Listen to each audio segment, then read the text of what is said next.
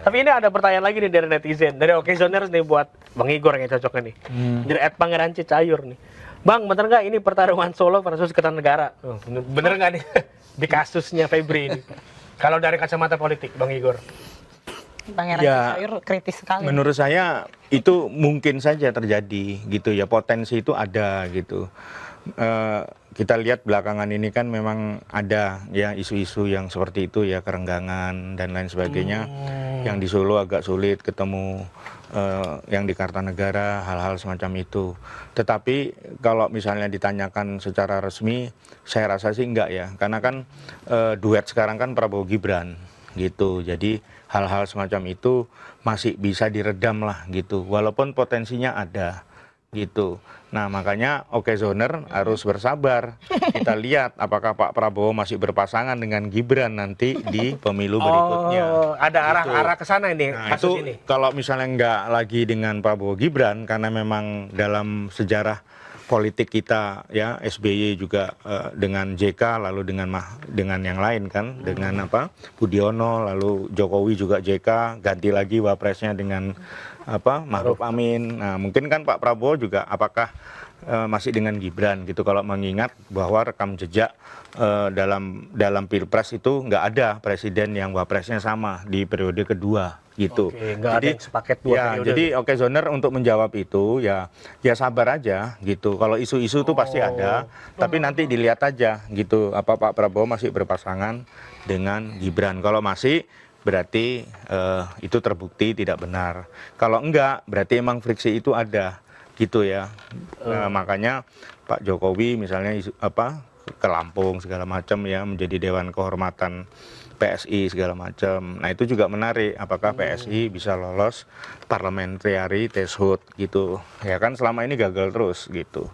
Sekarang kan Pak Jokowi udah turun tangan gitu ya, karena memang dalam negara demokrasi itu ya tetap aja gitu selalu ada tendensi dinasti gitu. Di Amerika aja ada dinasti Kennedy kan gitu, nggak bisa disalahin gitu ya, tergantung publik gitu. Tapi publik kita kan memang sebagian besar mayoritas tuh masyarakat di desa ya, yang suka terpana dengan hal-hal yang misalnya seperti Pak Jokowi lah gitu ya, orangnya kolonuun gitu ya, sudah tapi belum gitu. Gitu. Sangat ahli banget nih kalau ngomongin Kira-kira ya. Pak Prabowo nih. Oke, mungkin ke Mas Anto lagi. Artinya kalau dalam TPPU mana yang lebih penting yang harus dicari tahu dulu, apakah siapa yang memiliki uangnya atau uang itu dari mana mengalir ke siapa gitu. Jadi yang mana dulu? Itu tentu akan berjalan beriringan. Karena kalau untuk kasus yang Anto tadi ya, kembali ke Anto ya. Di Anto, kasus Anto itu orangnya sudah jadi tersangka, duitnya ada. Oke. Yang kebanyakan menjadi masalah kesulitan adalah Antoknya ditemukan, duitnya nggak ada gitu loh. Iya. Iya. Masalah ya. Ini ada Itu dua-duanya. masalah. Kalau Kalau ini duitnya ada, orang yang nggak ditemukan, Yang kita ambil. balik itu belum pernah kejadian. belum pernah kejadian. Nah itu. Tapi mungkin saja bisa terjadi gitu ya. gitu. Tapi ada nanti mekanisme seperti itu, kita bisa pakai Perma tahun 2013. Kalau ada duit, orangnya itu ndak ada, Milik negara tuh. bisa dirampas dengan hukum acaranya singkat. Itu diatur di Perma nomor 1 2013. Ada. Duitnya ada. Ada duitnya. Nah, maksudnya ada instrumen hukumnya. Dan ini sering dilakukan Tapi dibuktikan dulu itu duit. dibuktikan, tapi hukum acaranya singkat, cepat. 14 hari putus. Kalau hukum acara sekarang itu kan berbulan-bulan ya. Kalau kasus Nadiem tuh bisa sampai 6 bulan. Iya, Ini 14 hari. Karena orangnya nggak nongol. Gitu. Ada yang ngaku ambil aja gitu. Ini misalnya terjadi di kasus bisnis email compromise, hijack itu loh. Email di hijack, Peratasan. email di hijack, kamu bayar ke tempat si A gitu ya, harusnya ke A, tapi di hijack emailnya cuma beda underscore aja email itu. Jadi disiapkan punyanya si B. Ya, itu kalau kemudian Bariskin freeze uang tersebut, uangnya nggak akan keluar. Dan ini sering sekali saya menemukan kasus-kasus seperti itu. Uangnya nggak keluar gimana tuh maksudnya?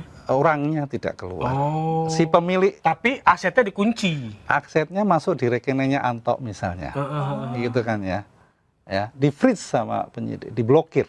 Oke. Ketika diperiksa, Anto ini nggak pernah, Anto ini udah kabur. Karena saya menghijack orang yang harusnya transfer ke rekennya Bang Igor gitu loh. Saya hijack.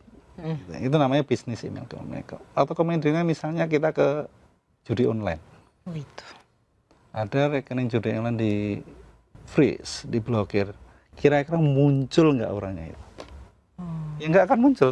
Ya enggak lah, Iya. ketangkep Nah, bandarnya. gimana kemudian uang yang begitu banyak gitu? Nah, ada instrumennya menggunakan Perma nomor 1 2013. Tapi itu duit judul. Tapi nggak apa-apa tuh kalau duit judul diambil negara. Diambil negara terus buat bangun apa MBG? BG lah. Nanti masuk ke risk Jangan dong. ke Saya dikasih umum makan duit negara. judul. Gitu. Ya. Ngeri juga. Terus ini juga nih yang menarik banget nih dari Salsi Pandera. Kalau APH penegak korupsi dia malah korupsi, harusnya hukumannya lebih berat dari pejabat lain. Hukuman mati itu udah harga mati nih, no debat. Ayolah jadikan hukuman mati ini sebagai shock terapi untuk yang lain. Setuju nggak nih Bapak berdua nih? Nah, ya. Dari Bang Anto dulu deh. Iya. Dari Memang Penutup nih ya, ini penutup ya? Udah penutup? Belum. Saya mau nanya soalnya sama... Iya, aman. Oke, Silakan Donos. Mas Anto dulu. jadi memang begitu kaidahnya. Kalau aparat penegak hukum melakukan tindak pidana otomatis lebih berat putusannya nanti.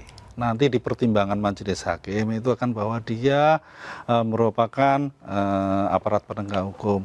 Dia tidak melakukan hal yang seharusnya sebagai penegak hukum. Otomatis itu nanti akan menjadi pemberat. Jadi di putusan itu nanti ada hal yang meringankan. Ada hal yang memberatkan. Nah, bagi aparat hukum yang melanggar peraturan itu, melakukan kejahatan, di pertimbangan memberatkan pasti menjadi berat. Itu kaidah. Saya dulu pernah jadi hakim soalnya. Jadi itu secara alami akan diberatkan, tapi untuk hukuman mati belum tentu. Tapi kan kejahatan crime-nya. Ya. kejahatan kita tuh kan yang paling parah tuh kan memang selain korupsi kan memang kayak misalnya narkoba ya. Sudah ada Iya, yang karena dihukum narkoba udah mati. ada hukuman mati ini. Iya. Jadi kalau Bang Igor sendiri ngelihatnya kalau penegak hukum malah melanggar hukum itu layak dengan hukum mati. Nah kalau di Cina layak makanya maju. Kalau di Cina itu koruptor itu ya oke, Zoner bisa cek itu di Google ya. Itu tegas sekali pemerintah padahal komunis. Gitu. Makanya saya bingung kalau di Indonesia tuh kok babi doang yang haram ya. Gitu. Yang kayak gitu-gitu nggak haram. Kalau di Cina dihukum mati itu, dihukum mati gitu ya. Kasih efek Ya gitu kalau ada ketangkep misalnya melakukan hal-hal yang kayak korupsi gitu, makanya Cina begitu maju gitu ya, ekonominya dan lain sebagainya. Persoalan kita itu memang masih korupsi aja gitu. Maka dalam pemberantasan korupsi sebenarnya nih ya itu saya bilang ini masanya Pak Prabowo untuk membuktikan bahwa dia jauh lebih baik dari pendahulu-pendahulunya. Dia lebih berkomitmen gitu loh. Misalnya dalam soal pemberantasan korupsi dan faktanya itu ada walaupun ya masih belum sempurna. Begitu. Nah, menurut Tadi saya. mau nanya apa tadi ke Bang Saya Anto? mau nanya sebenarnya yang ditakutin koruptor itu apa sih Pak gitu. Kalau saya ngelihatnya mereka tuh takut miskin ya. Nah, itu. Pertanyaan saya Kan penjara dia nggak takut. Kita takut. Tuhan nggak takut. Nah, ya Bisa kan? ada peran pengganti. Gimana nih? Takut ketahuan Peran kan. pengganti gimana? Di penjara peran pengganti yang gimana nih? Pengganti Nih, gimana? peran pengganti di penjara gimana nih? Ayo. Iya, saya setuju sama Pak Igor ya. Saya sini bertanya-tanya. Saya itu 25 tahun bergerak di bidang anti korupsi, anti pencucian uang ya. Saya juga heran ya. Trennya itu nggak turun. Nggak turun ya. Trennya naik. Naik. Beneran. Saya nggak ngerti, saya nggak bisa jawab itu.